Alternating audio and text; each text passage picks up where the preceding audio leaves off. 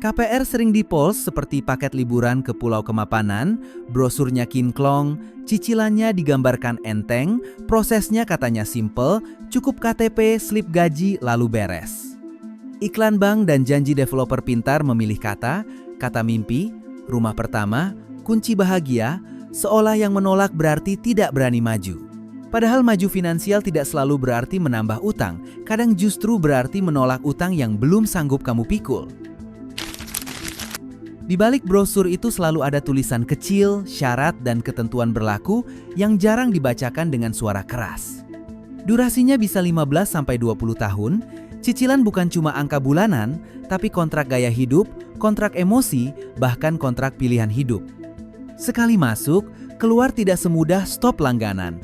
Ada denda, ada proses, ada biaya, ada reputasi kredit yang ikut terbawa, dan satu telat bayar saja bisa memicu rangkaian masalah. Narasi ini bukan buat menakut-nakuti tanpa dasar, tapi buat ngajarin cara membaca permainan sebelum kamu masuk. Kita bedah 5 kebohongan yang bikin orang merasa aman padahal sedang mengunci diri pada komitmen finansial terpanjang.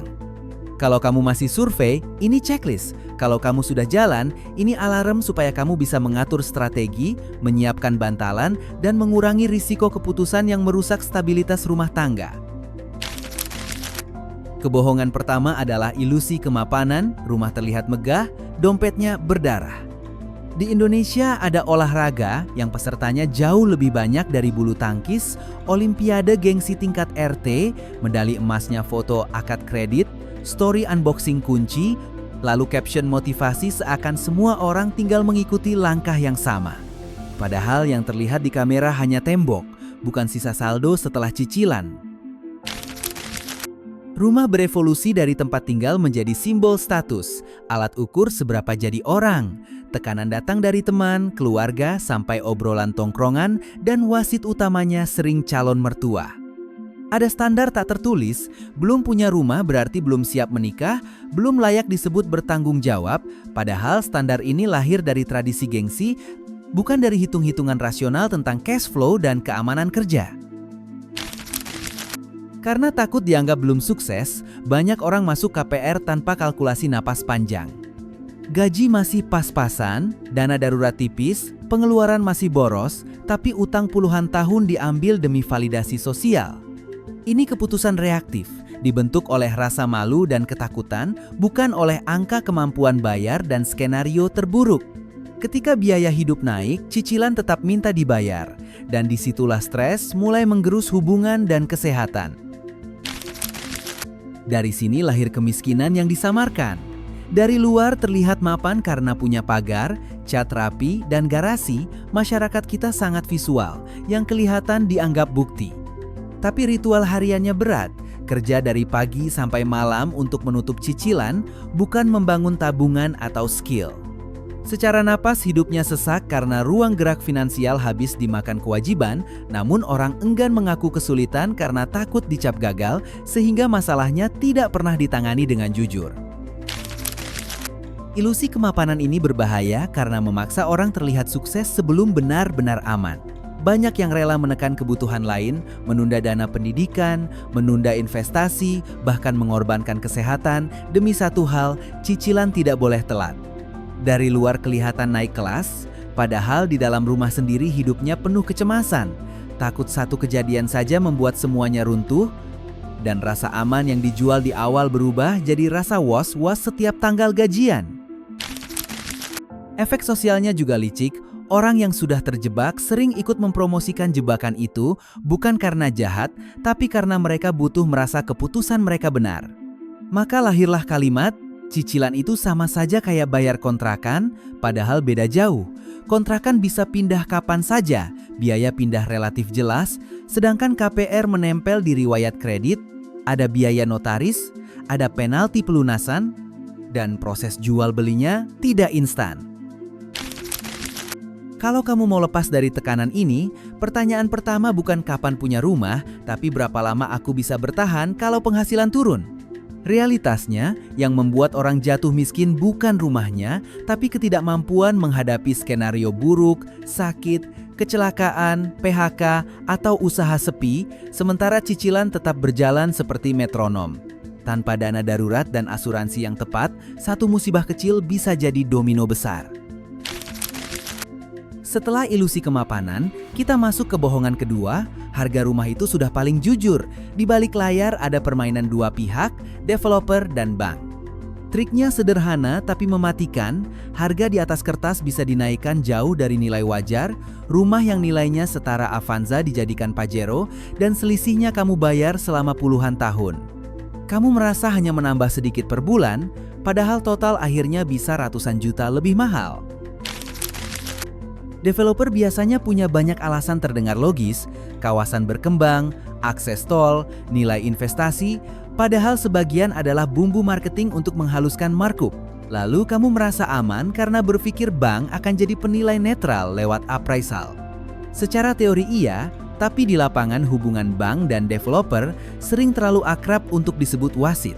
Kalau appraisal ikut mengangguk, kamu mengira itu validasi, padahal itu bisa saja bagian dari paket penjualan. Bank butuh proyek developer agar kredit tersalurkan, developer butuh bank agar stok rumah laku, jadilah simbiosis yang membuat penilaian cenderung mengikuti kebutuhan bisnis. Harga yang disetujui lebih tinggi artinya pinjaman lebih besar, tenor lebih panjang, dan bunga total yang lebih gemuk. Semua pihak tersenyum, kecuali satu, kamu yang jadi sumber pembayaran utama. Bahkan jika suatu saat kamu jual, harga pasar belum tentu mengejar angka kertas yang kamu cicil. Yang perlu kamu pahami, markup bukan cuma membuat DP terasa ringan, tapi membuat beban total meledak. Kamu bukan sekadar membeli rumah, kamu membeli paket utang plus bunga di atas harga yang sudah dipoles. Kalau dari awal angka dasarnya tidak wajar, kamu memulai maraton dari posisi yang lebih jauh. Minimal, cek pembanding harga di sekitar, minta data transaksi, bukan cuma harga listing, dan jangan takut mundur kalau angka terlihat dipaksakan. Permainan harga ini makin halus karena kamu sering hanya melihat cicilan, bukan harga total. Saat developer bilang DP bisa kecil, yang terjadi biasanya bukan harga rumah turun, tapi kamu menambah porsi pinjaman. DP kecil membuat orang merasa masuk akal, padahal itu seperti naik tangga dengan pijakan rapuh, satu goyangan kecil bisa bikin jatuh. Ingat, makin kecil DP, makin besar pokok utang dan makin besar porsi bunga yang kamu bayar sepanjang tenor. Yang jarang dibahas adalah ketika harga sudah dimarkup, kamu membayar bunga di atas markup itu juga. Jadi bukan hanya selisih harga yang kamu tanggung, tapi juga bunga dari selisih. Ini sebabnya orang kaget saat menghitung total bayar 15-20 tahun, angka akhirnya bisa 2 kali lipat, bahkan lebih, dan itu belum termasuk biaya-biaya di luar cicilan. Kalau kamu tidak pernah menghitung total pembayaran, kamu sedang berjalan dalam gelap dengan beban di punggung. Kalau kamu ingin mengurangi risiko ini, pakai logika sederhana, bank bukan teman, bank adalah bisnis. Mereka akan mendukung skema yang membuat kredit tersalurkan dengan aman untuk mereka, bukan selalu adil untuk kamu.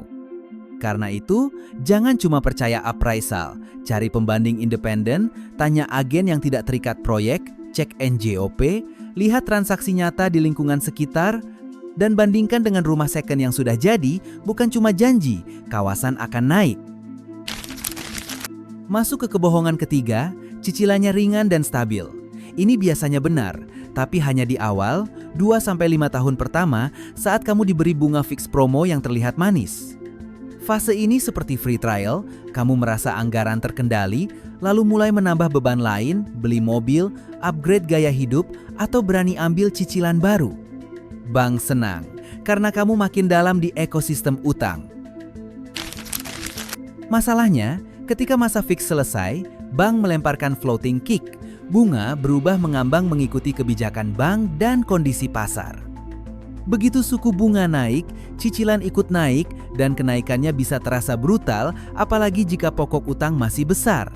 Banyak orang baru tahu hitungan ini setelah tagihan datang, bukan saat presentasi marketing, karena simulasi yang ditampilkan sering memakai asumsi terlalu optimistis. Di momen yang sama, sering muncul rentetan biaya siluman yang dulu hanya disebut sekilas. Ada provisi, appraisal, notaris, asuransi jiwa dan kebakaran yang dipaketkan, administrasi, sampai denda keterlambatan, dan sebagian dibayar di depan.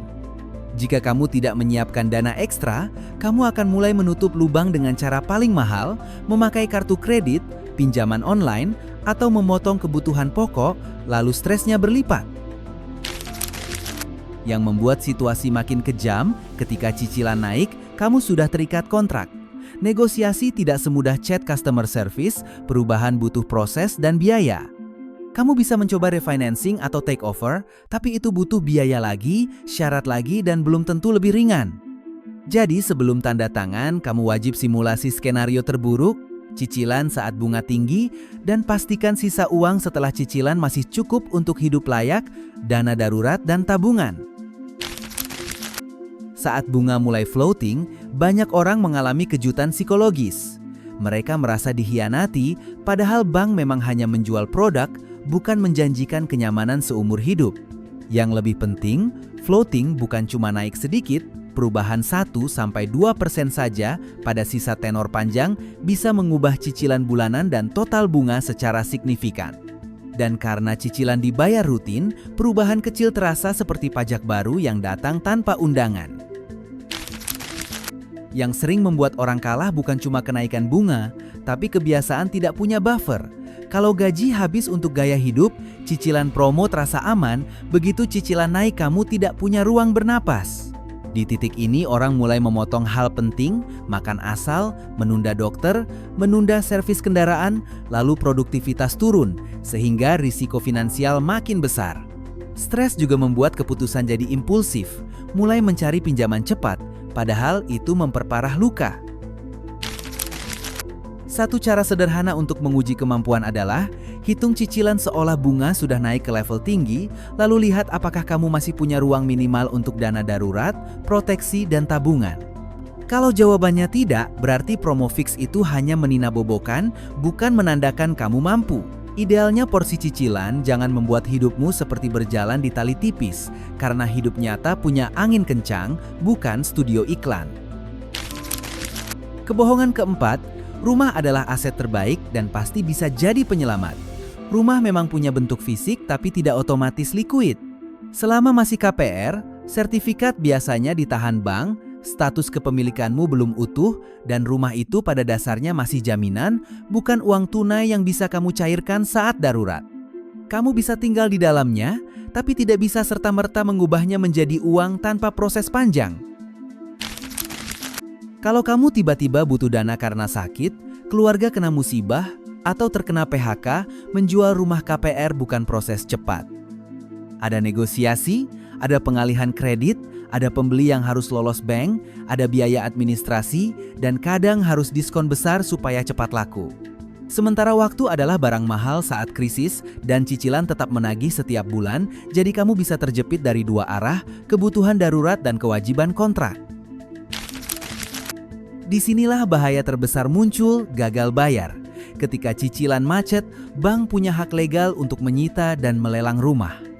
Sistem lelang biasanya mengutamakan kepentingan bank. Harga bisa jatuh dari nilai pasar dan hasilnya dipakai dulu untuk menutup pokok, bunga, denda, dan biaya proses. Kamu mungkin berharap minimal utang beres, tapi urutannya jelas, bank ambil dulu, kamu dapat sisa kalau masih ada. Plot twist yang banyak orang tidak sadar, hasil lelang bisa saja tidak cukup menutup semua kewajiban, apalagi jika rumah dijual murah dan dendanya menumpuk. Jadi rumah hilang, reputasi kredit rusak, dan kamu masih menyisakan utang yang harus dibayar tanpa asetnya. Rumah yang katanya aset berubah menjadi sumber kerugian ganda kalau kamu masuk tanpa perhitungan. Karena aset yang tidak liquid itu bukan pelampung, ia bisa jadi batu pemberat ketika kamu tenggelam. Setelah melihat rumah yang sulit jadi penyelamat, kita masuk ke bohongan kelima, KPR seolah satu-satunya jalan. Banyak orang merasa tidak punya opsi lain selain mengontrak selamanya atau membeli lewat kredit panjang. Perasaan ini tidak muncul dari udara. Ini muncul karena harga tanah naik lebih cepat dari gaji. Sementara narasi sosial menekan, kalau belum punya rumah berarti belum aman. Padahal aman itu soal cash flow, bukan soal punya tembok atas nama kredit. Ketika perumahan diserahkan sepenuhnya ke mekanisme pasar, spekulan masuk sebagai predator. Mereka membeli banyak unit untuk disimpan, dijual lagi atau disewakan, sehingga stok untuk pembeli end user makin tipis. Harga naik bukan karena kualitas rumah melonjak, tapi karena permainan permintaan semu dan ekspektasi pasti naik. Lalu kelas menengah dipaksa mengejar dengan utang, dan yang tertinggal dianggap kurang bekerja keras, padahal masalahnya struktural. Di sisi lain, regulasi sering tidak cukup menahan laju ini. Pajak kepemilikan properti kedua dan seterusnya tidak selalu membuat spekulasi kapok, data transaksi tidak selalu transparan, dan proyek baru sering lebih ramah investor daripada pekerja biasa. Akibatnya, KPR tampil seperti perahu penyelamat, padahal ia juga produk yang dirancang menghasilkan laba besar bagi lembaga keuangan. Kamu bukan sekadar dibantu, kamu sedang menjadi sumber arus kas jangka panjang. Begitu akad ditandatangani, ada perubahan identitas yang jarang dibicarakan. Kamu resmi berubah dari manusia bebas menjadi mesin cicilan. Kalender hidupmu punya tanggal sakral, tanggal bayar. Semua keputusan harus melewati satu filter, cicilan aman atau tidak, dan filter ini bisa mengalahkan rencana karir, rencana usaha, bahkan rencana punya anak. Rasanya seperti hidup dengan borgol tak terlihat. Kamu boleh bergerak, tapi hanya dalam radius yang diizinkan. KPR membuat kamu alergi risiko sehat. Mau pindah kerja untuk naik kelas, tapi masa percobaan tanpa kepastian, kamu takut. Mau ambil kesempatan belajar atau retooling karena butuh waktu, kamu ragu. Mau resign dari kerja yang menguras mental, kamu tahan. Utang panjang membuat pilihanmu menyempit bukan karena kamu lemah, tapi karena kontrak menuntut kamu stabil terus-menerus. Dan stabilitas ini sering datang dengan biaya kebahagiaan.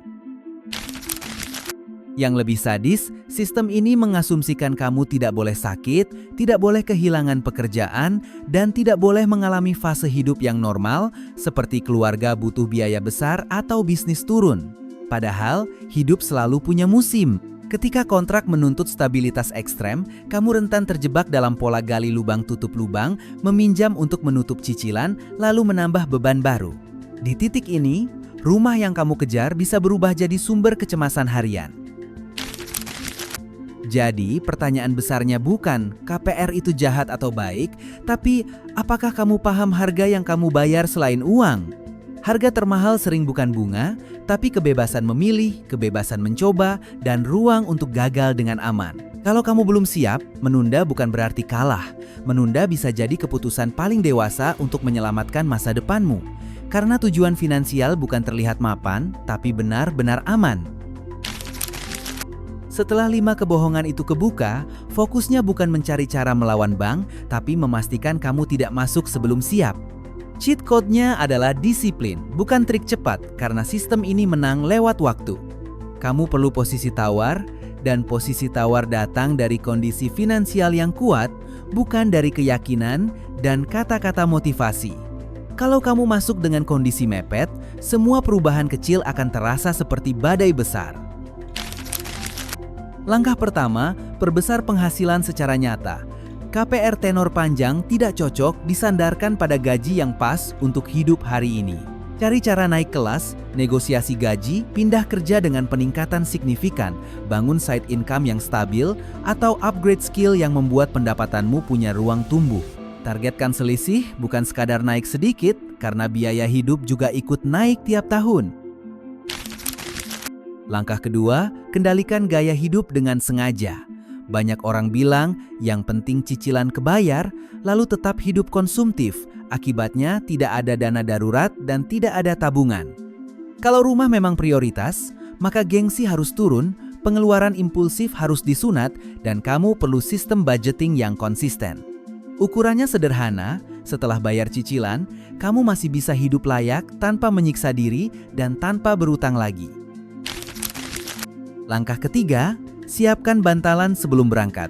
Dana darurat minimal 6-12 bulan pengeluaran, proteksi yang relevan, dan tabungan untuk biaya-biaya awal, notaris, pajak, asuransi, renovasi kecil, sampai perabot. Banyak orang tumbang bukan karena cicilan, tapi karena biaya awal menghabiskan kas, lalu bulan berikutnya sudah megap-megap. Bantalan ini juga membuat kamu bisa bertahan ketika ada gap penghasilan atau proyek sepi. Langkah keempat, sesuaikan ekspektasi rumah impian. Rumah pertama tidak harus jadi rumah terakhir. Bisa di pinggiran kota yang lebih masuk akal, bisa unit lebih kecil, atau menunda beli dan memilih kontrak sambil menumpuk DP besar. DP besar bukan sekadar membuat cicilan lebih kecil, tapi membuat kamu punya ruang bernapas jika bunga naik dan memperkecil risiko rumah terpaksa dijual rugi. Langkah kelima, lakukan due diligence seperti orang yang sedang membeli bisnis. Cek harga pembanding, cek legalitas, cek reputasi developer, baca perjanjian kredit sampai detail, pahami fix dan floating, pahami penalti, dan minta simulasi beberapa skenario bunga. Jangan malu bertanya, jangan takut dianggap ribet, karena yang akan menanggung risikonya kamu, bukan marketing. Kalau perlu, bawa orang yang paham hukum atau keuangan untuk bantu baca dokumen. Kalau setelah semua hitung-hitungan kamu masih merasa ragu, itu sinyal sehat. Menunda bukan berarti gagal, menunda berarti kamu memilih aman. Rumah seharusnya menambah ketenangan, bukan mencuri tidur. Lebih baik menunggu 1-2 tahun sambil memperkuat fondasi, menambah tabungan, memperbesar DP, dan memperjelas rencana karir, daripada memaksakan sekarang lalu menghabiskan belasan tahun berikutnya dengan napas pendek dan hidup serba terburu-buru. Kalau kamu tetap memilih KPR, pastikan kamu melakukannya sebagai orang yang sadar penuh, bukan sebagai orang yang dikejar gengsi. Tanyakan ke diri sendiri, aku membeli rumah atau aku membeli rasa diakui? Karena rasa diakui itu mahal dan yang membayar tetap kamu, bukan orang yang menekanmu. Ukur keputusanmu dengan angka dan ketahanan, bukan dengan komentar tetangga atau standar keluarga besar. Gunakan aturan sederhana, cicilan tidak boleh membuat hidupmu bergantung pada satu sumber penghasilan tanpa cadangan. Punya 2 sumber income lebih aman, punya dana darurat lebih penting, dan punya skill yang bisa dijual kapan saja itu lebih berharga daripada tembok yang masih diagunkan. Kalau semua stabilitasmu bertumpu pada satu slip gaji, kamu sedang menaruh hidup pada satu kartu, padahal hidup sering mengocok kartu tanpa izin. Periksa juga total biaya, bukan cuma cicilan. Hitung biaya awal, pajak, asuransi, biaya administrasi, sampai biaya perawatan rumah yang sering dilupakan. Banyak orang membeli rumah, lalu tidak punya dana untuk perbaikan kecil, atap bocor, pompa air rusak, cat mengelupas, atau pagar perlu dibenerin. Akhirnya kualitas hidup turun meski status punya rumah naik. Rumah butuh biaya rutin, dan biaya rutin butuh ruang di cash flow. Jangan percaya satu sumber informasi. Marketing tugasnya menjual, bukan mengedukasi. Mereka akan menampilkan sisi terbaik dan mengecilkan risiko.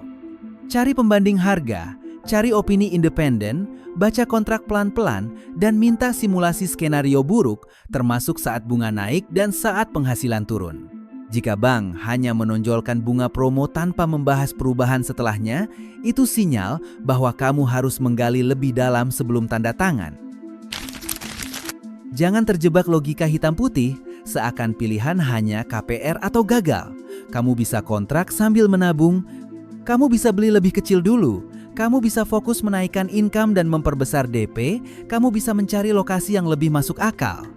Waktu bukan musuh, musuhnya adalah keputusan besar yang diambil saat kondisi finansial rapuh dan emosimu sedang dipanas-panasi. Ingat, rumah itu maraton, bukan sprint buat menang debat keluarga.